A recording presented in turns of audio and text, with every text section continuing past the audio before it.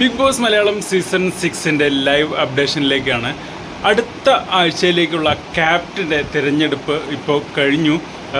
നമ്മുടെ ഇതിൽ കണ്ടതുപോലെ, അതായത് പ്രൊമോയിൽ കണ്ടതുപോലെ തന്നെ 3 പേര് മത്സരത്തിനെത്തി.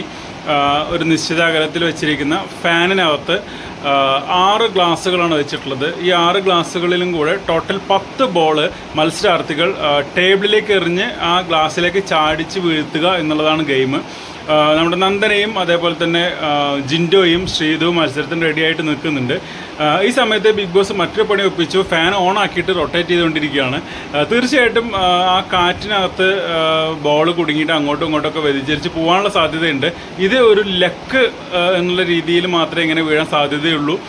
കാരണം അത് ബോള് ടേബിളിൽ തട്ടി ഫാനിൻ്റെ അടുത്തേക്ക് എത്തുമ്പോൾ കാറ്റ് കൊണ്ട് അങ്ങോട്ടും ഇങ്ങോട്ടൊക്കെ പോകാനുള്ള സാധ്യതയുണ്ട്. പക്ഷേ എങ്ങനെയായാലും ശ്രീതു മറ്റുള്ളവരെക്കാളൊക്കെ മുമ്പിലെത്തി ആ ഒരു ഗെയിം ഫിനിഷാക്കിയിരിക്കുകയാണ്. നമ്മുടെ ജിൻഡോ വെറും 3 ബോൾ മാത്രമേ ഇട്ടിട്ടുള്ളൂ. അതേപോലെ നന്ദന 2 ബോൾ മാത്രമേ ഇട്ടിട്ടുള്ളൂ എന്നാണ് തോന്നുന്നത്. പക്ഷേ 10 ബോളുകൾ, അതും ഏറ്റവും വേഗത്തിലെന്ന് പറയാൻ പറ്റില്ല, കുറച്ച് ടൈം എടുത്തിട്ടാണെങ്കിലും ശ്രീതു 10 ബോളുകളിട്ട് അടുത്ത ആഴ്ചയിലെ ക്യാപ്റ്റൻ ആയിരിക്കുകയാണ് കേട്ടോ.